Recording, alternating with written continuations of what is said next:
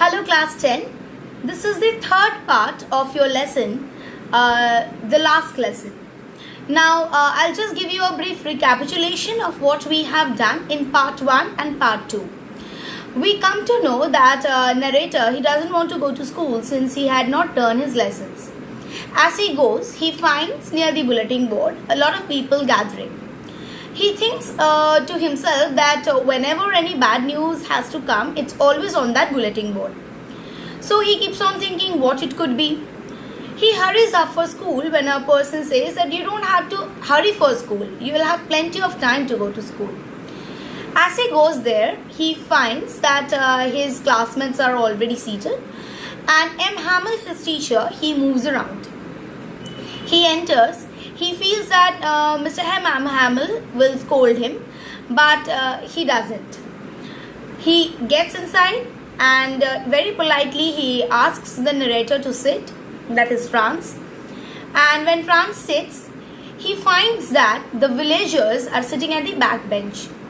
What another unique thing that he notices is his teacher was wearing something, the dress that he generally used to wear during any kind of occasion in school, like prize distribution day or anything during that time, or any inspection. So what special occasion is it in the school that he was thinking?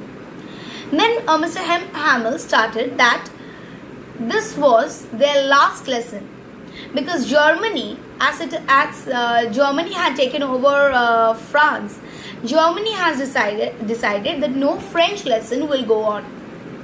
And so a new teacher will be coming and will be teaching them Germany. It is their last day, and so he wants to teach them whatever he knows. Thinking this, the narrator feels a deep sense of emotion. He now feels the subject which he has neglected, the lessons which he had neglected are of so much importance to him right now. He feels for the teacher, he feels for the classes, he feels for the school. He now has only one objective, that when Mr. M. Hamel will ask him anything regarding the participle, he should answer. So when he was asked, he was not able to answer. And he thought he was not able to pay proper respect to M. Hamel. The books which were a burden to him just few minutes ago had started being one of the most prized possession that he doesn't want to lose anymore. M. Hamel says that because of this condition that they are not very good in their own mother tongue, not only Franz himself is responsible, but also the parents who wanted them to work more than they want them to study, and also M. Hamel himself. Why? Because M. Hamel had often given them a holiday or had often sent them for their training his garden. So now we come to the next paragraph, okay, of your lesson, the last lesson, which says that then from one thing to another, so Mr. M. Hamel kept on saying, he went on to talk of the French language, saying that it was the most beautiful language in the world, the clearest of all language, the most magical, that we must guard it among us and never forget it. So it's the most beautiful, most clearest language, and so we should guard it. Another most important thing said by Mr. M. Hamel was that your own mother tongue is a key to your prison. Okay? Whenever you are under somebody or whenever you have no independence, your mother tongue becomes your key to that prison. Then he opened a grammar book and read us our lesson. I was amazed to see how well I understood. Today he understood everything. All he said seemed to so easy. I think too that I had never listened so carefully, and that he had never explained everything with so much patience. It seemed almost as if the poor man wanted to give us all he knew before going away. So the narrator thought that the poor man, that is the teacher, wanted to give everything that he has. Everything means knowledge. Now I come to page number 145. All into our head at one stroke. So within one stroke, he wants to give everything. After grammar, we had a lesson in writing. That day, M. Hamel had new copies for us. So he had brought in new copies, on which were written in beautiful round hand, France, Alsace, France, Alsace. So all this is name of the two places. They look like flags fluttering everywhere in the schoolroom, hung from the rod, the top of our desk. We ought to have seen how everyone set to work and how quiet it was. The place was now very different. Everybody is now so enthusiastic. They want to study so much. Suddenly, there is a sense of patriotism that is going on in all their hearts. Once some beetles flew in, but nobody paid any attention. So a beetles flew in. Previously, these beetles would drag their attention, but now they all paid attention to the teaching because they knew that this would be their last lesson.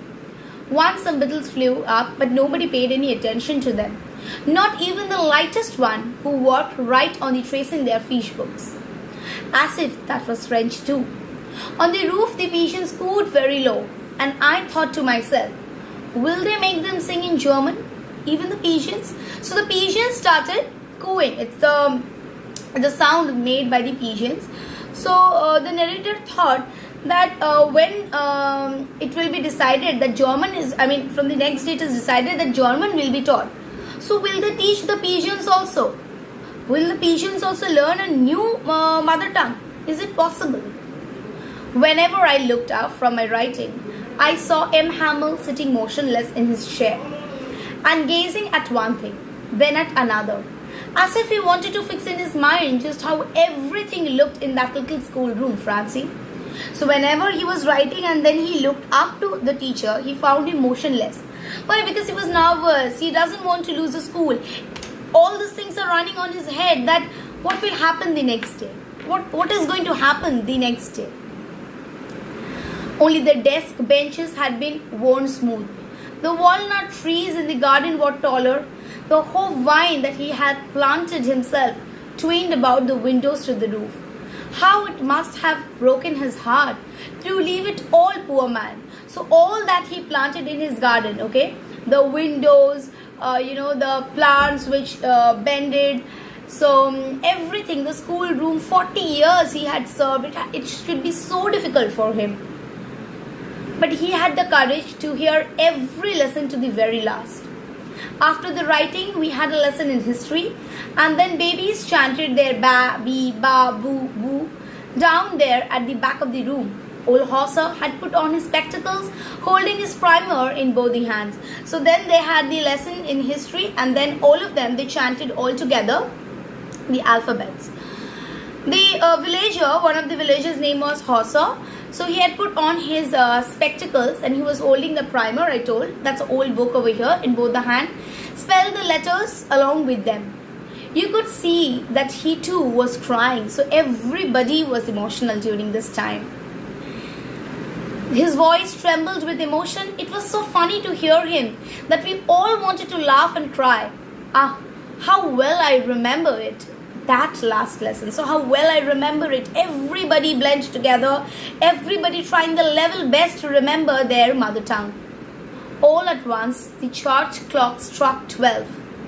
Then, Eglinus, at the same time, the trumpets of the Prussians returning from the drill sounded under our windows. M. Hamel stood up. So it was the end of their class.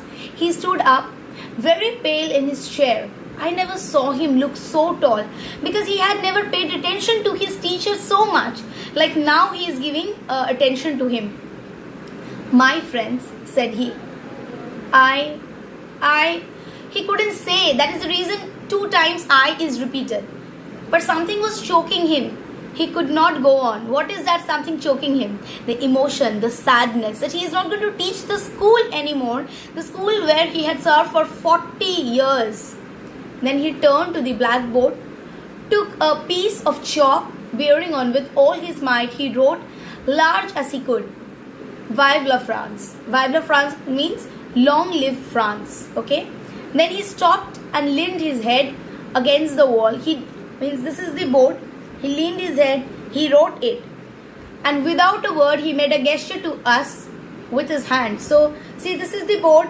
This, suppose I am M. Hamel, he is writing long live France. At the back sits my children. So without looking at them, he leans his head, okay, and then with the gesture he tells them, school is dismissed, you may go. So how emotional this is, okay.